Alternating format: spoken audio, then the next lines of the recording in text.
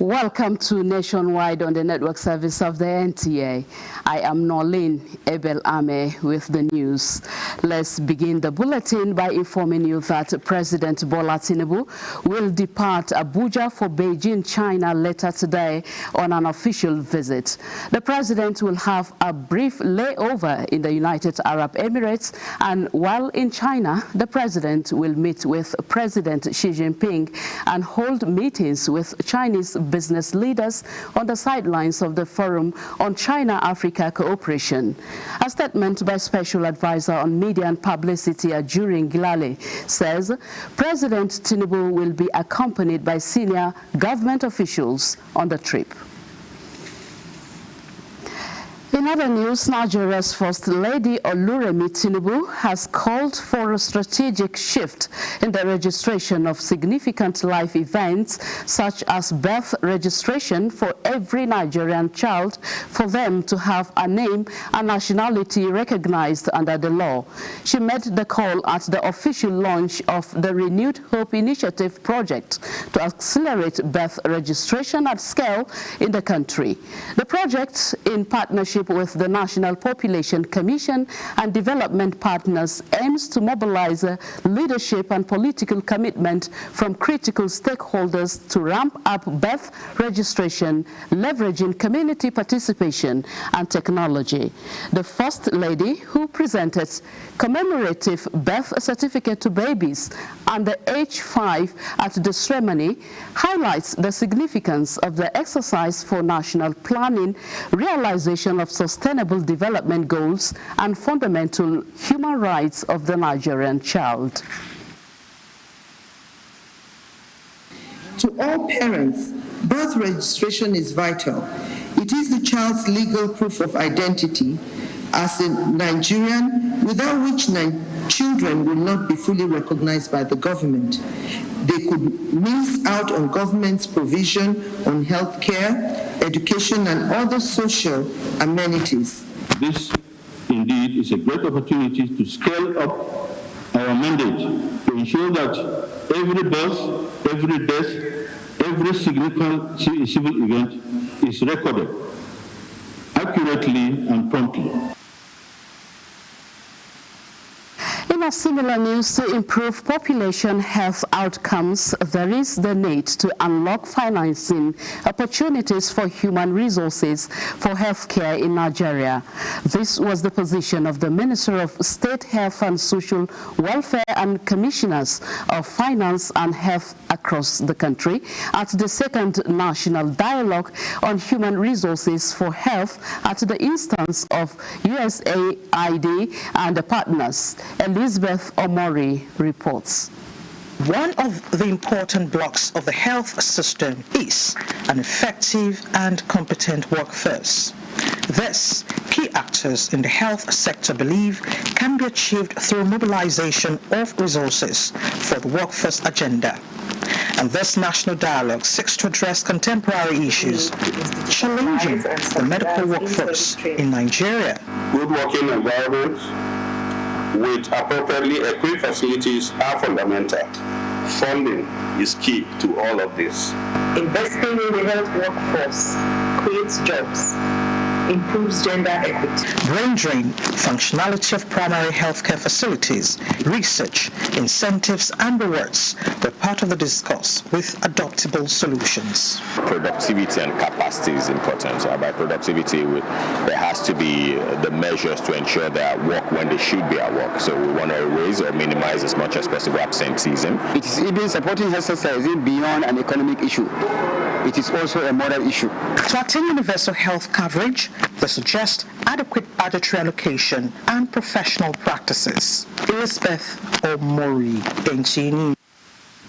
Still staying with the health sector, building an effective primary health care enables health systems to support health needs. For this reason, nurses and midwives in Nigeria are advocating enhanced nurses' salary structure to reduce the prevalence of brain drain in the health sector.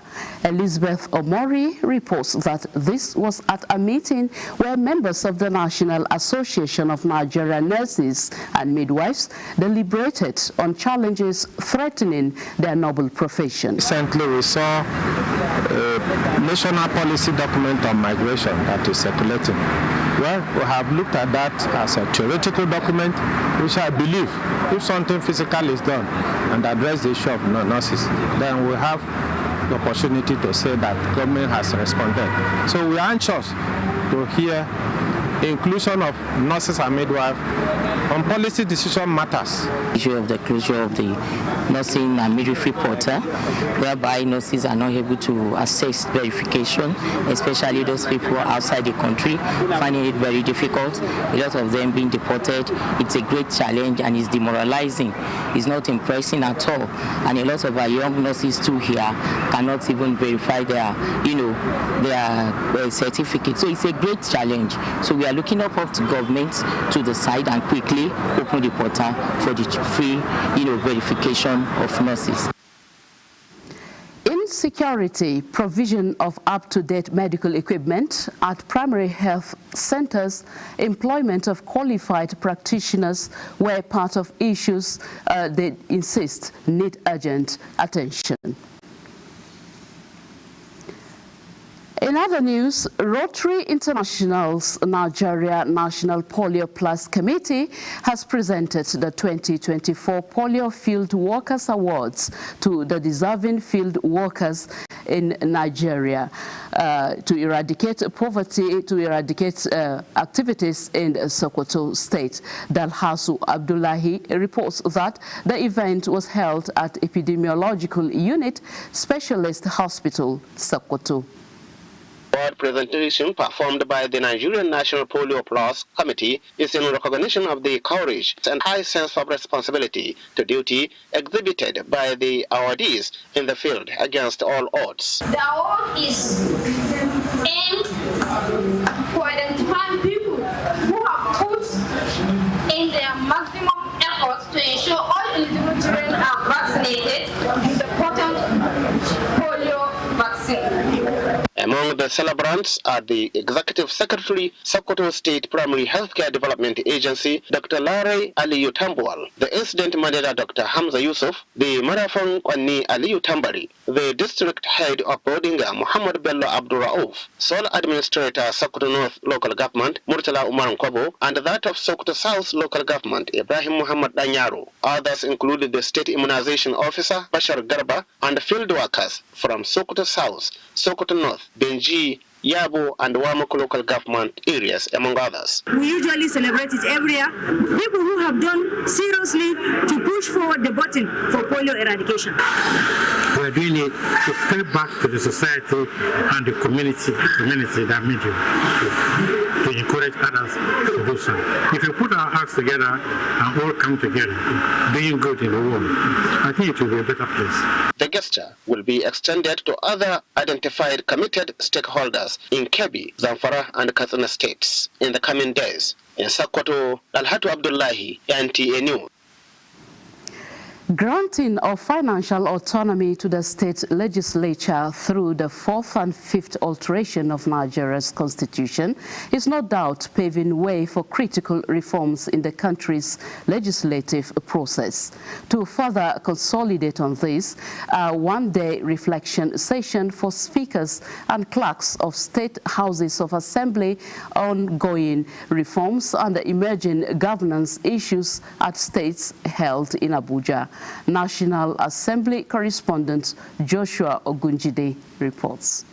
The legislature is armed, and no doubt it will attain its objective of charting a new way forward. The Conference of Speakers of State Legislature of Nigeria has been at the forefront of legislative reforms at the state level in collaboration with other partners. Passage of Funds Management Bill, State Legislative Service Commission, Legislative Finance Guidelines, Legislative Financial and Administrative Autonomy, amongst others, are successful advocacies pushed so far. The biggest achievement that the PAIR program had actually made at the sub-national level is the autonomy for the legislature. It's not just about local government autonomy, we're talking about development. As we consider the following areas for further reforms, areas such as strengthening legislative oversight. Some issues have been raised about the current constitution. How do you explain how you want to vote no to your own financial autonomy? It didn't make sense. It completely messed us up nationally. There's a need to support the Forum of Clerks of State Legislatures to fashion out a uniform legislative scheme of service. You must share ideas with your colleagues. In Abuja, Joshua Ogunjide, NTA News. Vice President Kashim Shettima will on Monday, 2nd September 2024, turn 58 years old, marking another landmark moment for him to reflect and gauge how much ground he has covered in the course of his stewardship to the nation and its people as a leader and public servant. The Vice President has appealed to his fellow compatriots, associates and numerous well-wishers across the country to resist the desire to place congratulatory birthday advertisement on pages of newspapers or utilize paid channels to convey their wishes and greetings. He implores family members, friends and associates who may wish to place goodwill messages as advertisements to kindly donate the funds to charity organizations and vulnerable citizens instead. This aligns with the commitment of the Renewed Hope administration of President Bola Ahmed Tinubu to addressing issues of development and economic growth, as well as improving the living conditions of Nigerians. The Upper Benue River Basin Development Authority has warned people living along the banks of the Benue River to relocate to government-identified safer land in their respective communities to forestall the adverse effects of flood in the state. Simon Asher reports that the authority gave the warning in view of the devastating impact to lives and property caused by recent flooding in some communities of the state. Unprecedented heavy rainfall that has been experienced in Adamawa State is now beyond the control and capacities of dams, rivers and streams, leading to high water levels and subsequent flooding of some communities in the state. The situation has thrown the people into untold hardship, as over 14,000 people are rendered homeless. My people are already in trouble. They are in trauma because the devastation is so much, so high. If, as we are receiving the maximum contribution here, the landlord also release their own, then we have those coinciding, and then it becomes a danger. That was a scenario that happened in 2012, because our own here was high, their own there was too high. At the same time, they coincided. As authorities concerned are working to enhance safety and flood resilience communities, he warned that a long-term solution requires a collective effort to address climate change and environmental degradation. In Yola, Simon Asher, NTA News. Let's shift our attention to political matters now. As ahead of local government polls, Plateau State Independent Electoral Commission, PLASEC, is intensifying preparations towards a successful exercise scheduled for 9th October 2024. Indian Andrea Bagyang reports. Taken by the state government towards successful conduct of local government election to put an end to the appointment of caretaker committee chairman was the inauguration of members of the commission. The commission, headed by Planji Chishak, swung into action by meeting with critical stakeholders to interface and seek support towards a hitch-free exercise. Apart from a town hall meeting with stakeholders, the commission also met with INEC, security agencies, and the media. Plateau people should go to sleep by the grace of God. We are credible people. We will follow processes and will follow all legalities to ensure that people come out to vote and without any question in their minds. Those who win the election will be announced and declared. The various stakeholders assured PLASEC of their support, asking the Commission to justify the confidence reposed in it.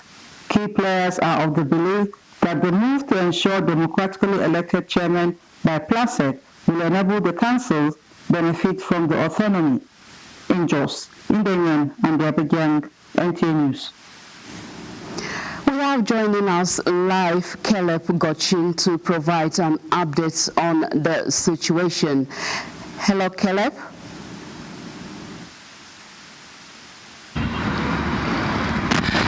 Hello, Nolan. Thank you sincerely for joining us in Jos. So, just as you heard from that background report, Plateau State is ready, and the Plateau State Independent Electoral Commission is ready. You've heard from the chairman himself.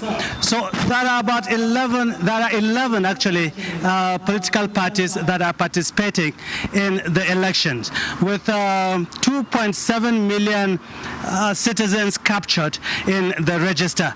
So from our interaction with the commission, they said everything is in place. The paperwork is going on, like the ballot papers and all that are being printed. The chairmen have been screened.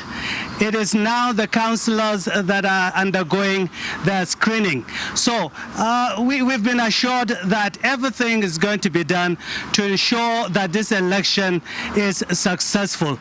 And all those who win will be sworn in as so.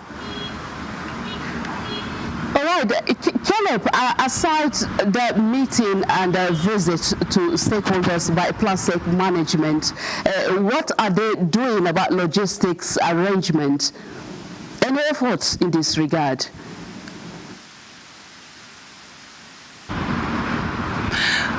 Yes, in an exercise like this, you know that logistics is key. It's everything, because if the materials and the personnel don't get to their places of assignment, definitely nothing will be done. So we've also been assured, we've been told that yes, all these things have been taken care of, that the governor is passionate about making a mark, leaving something behind, that yes, he's done something about the local government elections in the state.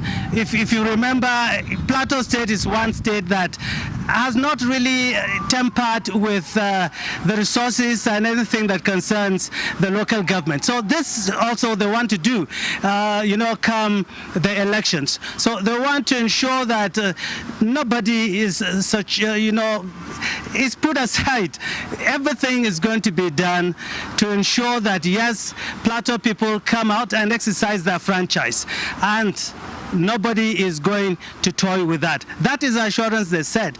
So all the machinery, all the personnel, about 11,000 ad hoc staff are going to be involved in this. So everything is being done to ensure that all the materials get to their places and then everybody participates successfully. All right, how about efforts at tackling, security challenges in case it arises?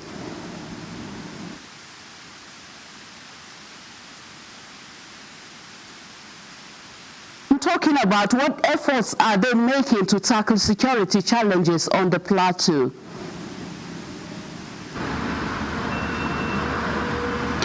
Okay, thank you very much.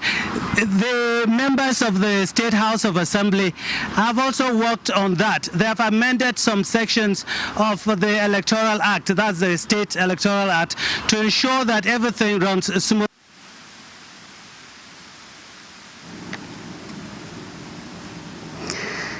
That was Kalepa updating us on the preparation for local government elections in Plateau State. And still staying with Plateau State, we shall be joining Mary, who will give us more reports from that end. Hello, Mary. It's over to you. Evening and welcome to our Just Studio. In line with the reformation agenda of government, in line with Wang's administration, a new head of service, permanent secretaries and advisors have been sworn in with a charge on them to deliver quality service that will add value to the state. Ndayang and Debagang reports. These are the new appointees taking oath of office for various positions. Governor Mutfwang explained that their nomination and appointments went through rigorous and meticulous processes to ensure that competence, integrity, and credibility are not sacrificed above any other consideration. He emphasized that their jobs have been cut out for them, which include value addition and excellence in service delivery towards transforming the civil service into an effective and efficient entity for the good of the state. The governor further disclosed that henceforth pensions will be paid in good time to avoid backlog, promote transparency and accountability. You are coming in at a very critical moment in the history of the service, and all the permanent secretaries, that you are a reform team. We're going to stretch you and make sure that you can compete with your peers anywhere in the country. While responding on behalf of the new appointees, the new head of service, Stephen Pam Gadon, appreciated the governor for finding them worthy to serve in Jos, Nigerian and the Abuja, NTA News. Vice Chancellor of University of Jos, Professor Tanko Ishaya, says the institution will sustain the production of credible manpower for global development. This was while receiving a delegation from the U.S. Embassy in Nigeria. Ijoma Ozemena has the details. The U.S. Embassy is in Jos to engage citizens on its activities and train them on how to better interact with the American government. Team lead and services chief in the U.S. Embassy in Nigeria says the engagement has become necessary to strengthen partnership and collaboration across various sectors of development. The special thing that we're doing is we have contacts here, and we call them citizen liaison volunteers, and with them we want to do a little bit of training so that they can assist us in times when we want to reach out to the American community. Receiving the delegation, Vice Chancellor of the university appreciates the American Embassy for sustaining collaboration and for the support the institution is getting from the American citizens, pledging that the university will continue to produce credible manpower for the global development. We've always had a very good partnership, relationship with the American Embassy, and of course we have some staff in the university who are providing very, very excellent services in the various departments. The Vice Chancellor also appreciates the international community for their show of concern during the abduction and release of some of its medical students, assuring that they are working out modalities to rehabilitate them. In Jos, Ijoma Ozemena, NTA News. And that's our contribution from Jos. Lagos Network Center is our next point of call, where Michael is standing by, but after the break.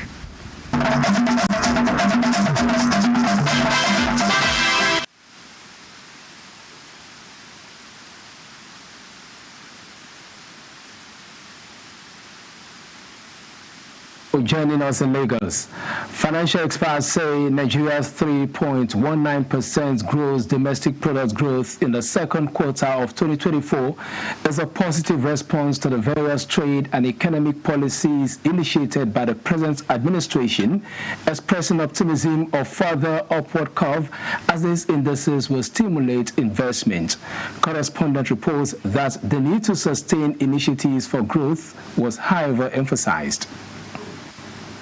In an unprecedented growth defying past predictions and analysis, the National Bureau of Statistics early this week disclosed that services sector gave an aggressive push to Nigeria's GDP to achieve 2 consecutive GDP growths of 3.19% in the second quarter of 2024, up from 2.98% recorded in the preceding quarter. This figure is higher than the 2.51% recorded in the corresponding quarter in 2023, in which further analysis showed that the non-oil sector contributed 94.30%. Since this government came into being, there has been a lot of shift, where emphasis not more of a trading, but more of industrial development. And as a result, that actually creates an increased GDP because more people will be employed instead of more people being sacked. This mileage does not just reaffirm efforts to boost economic development, but will remind investors of Nigeria's leadership role in the economics of the continent. Foreign investors can actually analyze Nigerian economy and see reasons why they have to come down to Nigeria and invest. What Nigeria needs to do at this point is to ensure that, one, we have made it known to the entire world that, yes, we have moved from one level to another level in terms of economic development. This figure is most likely to increase, with the IMF suggesting 5% growth if there is a 25% removal of bottlenecks around governance and business regulations. Experts believe this should encourage all hands to be on deck towards actualizing these heights. We need to identify what those moving levers are and make sure that we sustain it and make sure that it trickles down to the GDP per capita of the nation. Coupled with the reduction in inflation recorded recently, the numbers are encouraging, and it is just a matter of time before all these will translate into improved socio-economic lifestyle for the citizenry. Professionals from various sectors of the economy are involved in every facet of national development, which is pivotal to economic prosperity. Some experts in their choosing fields are convinced that no nation can excel without making them the bedrock of its developmental plans. How true is this saying? Let's hear from Larry Bilay. Different professions have people who are skilled in their fields of specialization. They are set to play critical roles in any nation's developmental goals. Nigeria is no exception, especially now that government is keen on achieving its sustainable development goals. How can this set of people from different fields position themselves to be active in the actualization of these goals? We don't key in into the proper place where we should be. We will not find many of the professionals in the field of politics, and this is affecting us. We should be everywhere. Some of these think tanks say that they apply technical knowledge to solving societal development challenges. Any country that wants to develop will develop on the strength of your professionals. It is they that actually get involved in developmental research and then expertise. These Nigerian professionals are convinced that they must be part of the people at the driving seat as the nation journeys towards its developmental goals. In Lagos, Larry Bilayi, NTA News. That is it from Lagos. Nationwide continues with Lolin in Abuja. Thank you very much, Michael. Secretary to the Government of the Federation, George Akume, has urged secretaries of state governments to explore innovative solutions to enhance policy coordination and implementation in their various states. This was at a first meeting between the SGF and secretaries of state governments. The SGF notes that the theme for the program, which is improving policy coordination and implementation for national development, the roles of secretaries to the government of the Federation, the states, is timely and critical to the nation's growth. Effective policy coordination and implementation on what he says are essential for achieving set goals in national development. Challenges, it is imperative that we take clear, unified action across all levels of government. Policy implementation and Former Senate President Pius Ayin Pius and other speakers emphasize on the importance of synergy and cooperation between the national and subnationals.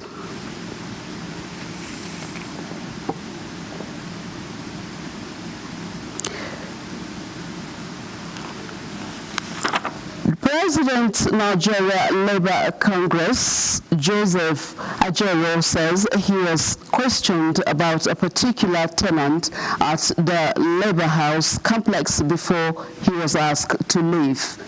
Ajero was speaking to a crowd of NLC members at the Labour House after he returned from the office of the Deputy Commissioner of Police Intelligence Response Team, IRT. The NLC president was invited by the police over the allegations. Leadership of NLC had earlier appealed to the Nigeria Police Force to give it more time to consult with its lawyers before Joseph Ajero will honor the invitation. The union says the police granted the union the request setting 29th of August for the NLC president to answer the invitation. And still talking security, the Defense Headquarters is urging international oil companies operating in the Niger Delta to be transparent in their metering system. Defense correspondent Ismail Musa reports that the Director of Defense Media Operations, Major General Edward Buba, stated this at the Defense Media Operations News Conference in Abuja. Oil and gas forms more than 60% of Nigeria's revenue and 85% of total export. Despite the importance of these resources to a developing country like Nigeria, crude oil theft and pipeline vandalization is truncating the development of the sector. perpetrators of crude oil theft. The good news, according to the Defense Headquarters, is that ongoing military operations to combat the threat is yielding results. The troops continued to find and destroy illegal refining sites, as well as arrest the perpetrators of crude oil theft. Our operations in the course of the month spiked the nation's daily crude oil production to cross the 1.5 million barrels per day mark. Troops are urging for more transparency by the international oil companies operating in the region, transparency with the deployment of accurate metering system. Similarly, details of ongoing military operations indicates that 767 suspects were arrested, while 448 kidnapped victims were rescued across the country within the last 3 weeks. In Abuja, Ismail Musa, NTA News. Still staying with the defense, the Chief of Defense Staff General Christopher Musa met with General Maso Salau Bamo, Chief of Staff of the Nigerian Armed Forces in Niamey, Republic of Niger, to forge a common goal towards deepening the bilateral relationship between Nigeria and Niger and exploring opportunities to enhance security cooperation. In a statement, the Director of Defense Information Brigade Brigadier General Tukul Gusau says both parties recognized the importance of sustained dialogue and collaboration in addressing mutual security challenges and strengthening the strategic partnership. They emphasized the need for maintaining and expanding existing cooperations, including joint military operations, intelligence sharing, and tactical coordination. The defense chiefs acknowledged the significant impact of the proliferation of small arms and light weapons on security, stating that accessibility of these weapons contributes to heightened instability and conflict in the region. The CDS also paid a courtesy call on the Nigerian Deputy Minister of National Defense, General Sani Kache. In the meantime, the directive by the Chief of the Air Staff, Air Marshal Hassan Abubakar, to all air component commanders to intensify operations against terrorists and other criminal elements in the country have started yielding results. The latest being the successful air interdiction by the air component of Operation Hadinkai to blow out remnants of terrorists hiding in the Tumbuns near Lake Chad. The Director of Public Relations and Information, Nigerian Air Force Air Vice Marshal Edward Gapquet, says the operation was made possible following the forced migration of remnant terrorists to higher and drier grounds after their enclaves became flooded and exposed due to persistent rainfall in the area in recent days. The Nigerian Air Force conducted intelligence surveillance and reconnaissance IRSR missions over the location on 22nd, 24th and 26th August 2024, which revealed several terrorists with some of their salvaged belongings tucked within 4 makeshift accommodations, some concealed under trees and thick vegetation. Consequently, precision air strikes were authorized on the selected target areas, engaging and destroying most of the structures, and several terrorists neutralized in the process. The success of this operation is a testament to the NAV's commitment to achieving its mandate and protecting a nation from terrorist threat, leveraging the excess rainfall and swampy terrain to flush the terrorists out of hiding and to strike a significant blow against them. Let's head to Port Harcourt Network Center, where Dibabari is standing by to give us more reports from that end. Good evening, Dibabari. Economic experts in Rivers State have weighed into the Apex Bank's decision to hike the monetary policy rate aimed at taming inflation. They suggest ways of driving economic growth through effective interdependence of the monetary and fiscal policies. Joe's reports on this and how Rivers State can adopt the Singapore model in terms of boosting its economic growth. Nigerians at the moment are in great expectation of a paradigm shift in the implementation of policies by stakeholders within the fiscal authority to complement the CBN's monetary regime. This is needed not only to achieve long-term economic stability, but to also ensure a steady economic outlook within the shortest possible time. The Central Bank of Nigeria is in charge of the monetary policies, while the fiscal policy is being managed by the Ministry of Finance and other ministries that are under the federal government.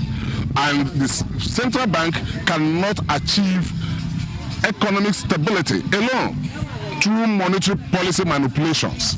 The fiscal policy must be up and doing. This is in light of the fact that even though the federal government, through its recent investment in infrastructure, like the Lagos to Calabar Coastal Highway project, has shown the political will to revamp the nation's economy. That if they could also plan over the years that we will also have a coastal rail line side by side with that would be very fantastic. Singapore offer a cue in this regard. Rivers State, Nigeria, and Singapore have a lot of similarities. For instance, they have littoral characteristics which they have leveraged to develop a world-class economy. To this end, Rivers State and the region experts note can take a cue from some of the impressive efforts made by Singapore to build an enviable economy. These include focused attention on drawing a world-class manpower, building state-of-the-art infrastructure, excellent sea and air linkages, a low and transparent tax regime, clean and efficient bureaucracy, strong regulatory and legal framework, a neutral diplomatic policy, as well as a developed, clean and green city. In Port Harcourt, Joy Uzo, NTA News. The waterways in Rivers State is becoming a nightmare for both drivers and passengers, with cases of kidnapping by pirates increasing by the day. Residents are appealing to the authorities to scale up security to make transportation safe for the people. Kingsley Amajin reports.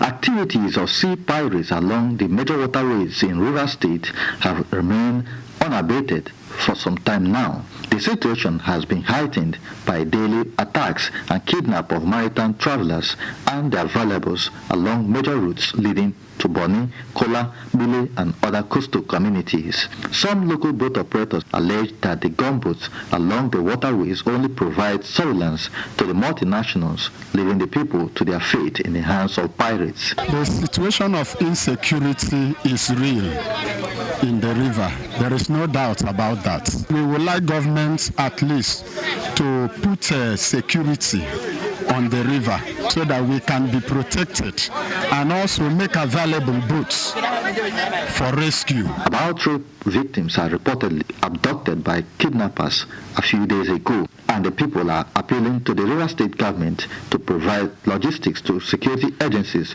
to help in securing the waterways for travelers. So there should be an integrated agreement where the companies, government should come to a collaboration, and the gunboats are there. They also promise us they will work. So all what they do is to fuel them and pay their whatever allowances they have to pay. Many of the jetties in the state are suffering the same fate, necessitating the call from relevant stakeholders for the authorities to take action in order to protect the water transportation system in the state. In Port Harcourt, Kingsley Amajiri, NTA News. We are done here. Ibadan will be next, but I will be right after the break. Good evening.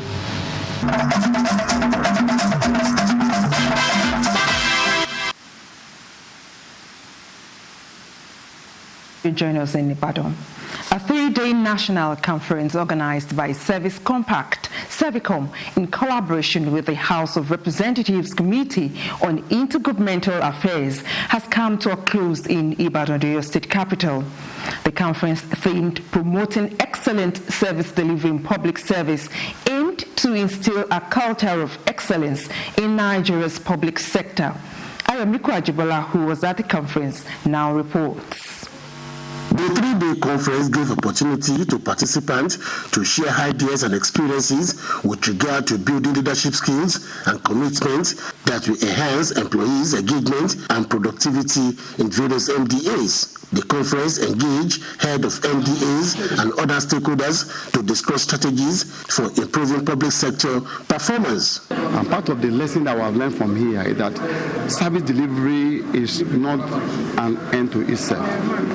It's a means to an end. What that means is that whatever services you are rendering, you must ensure that these services are rendered effectively and efficiently.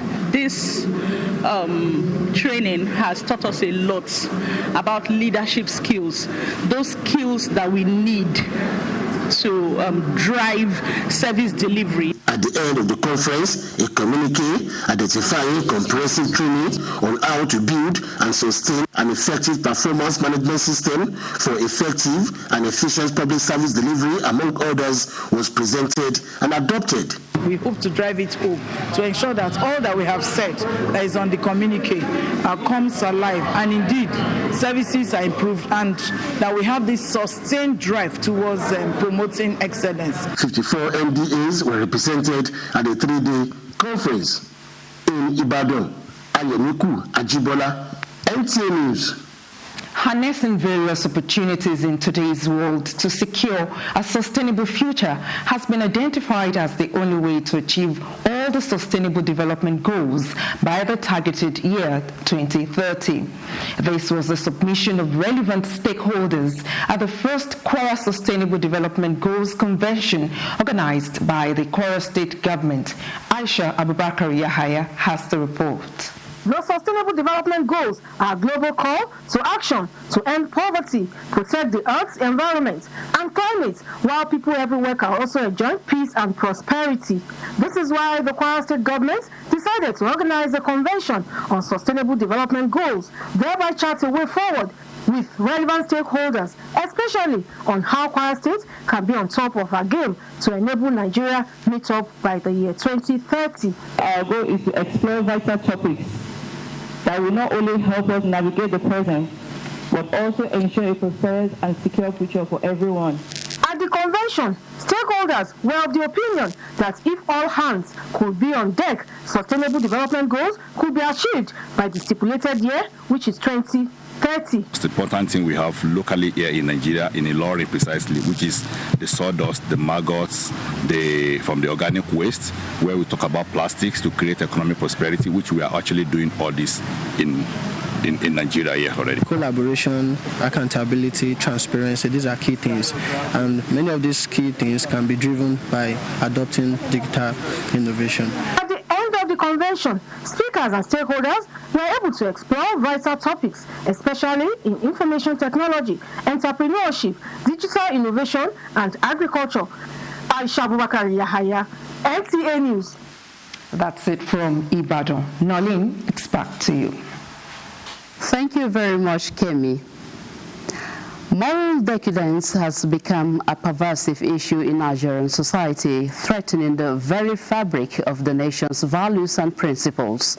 In a bid to combat this growing concern, the Foundation for Correction of Moral Decadence paid a courtesy visit on the management of the Nigerian Television Authority, NTA. Gufan Shaju Gwai reports. Led by the national president, emphasized the need for collective action to address the moral decay evident in various aspects of Nigerian life. They highlighted the critical role organizations like NTA play in shaping societal values and influencing behavior. By partnering with NTA, the foundation aims to amplify its message and reach a broader audience. The root cause of our problem has to do with how we relate to one another, how we perform our civic responsibility. NTA's management welcomed the initiative and expressed the network's commitment to promoting positive values through its programs. The Nigerian Television Authority is fully committed to ensuring moral uprightness in our society. We go to extreme lengths to ensure that our programming reflects, this disposition of the authority. Is actually part of our statutory mandate. The two parties discussed potential collaborations and significant steps towards reclaiming Nigerians' moral heritage and fostering a more responsible society. In Abuja, Gufan Shaji Ogwanyi, NTA News. And that concludes Nationwide today. Thank you for watching. I am Nolin Ebel Ame. Do enjoy the rest of your evening.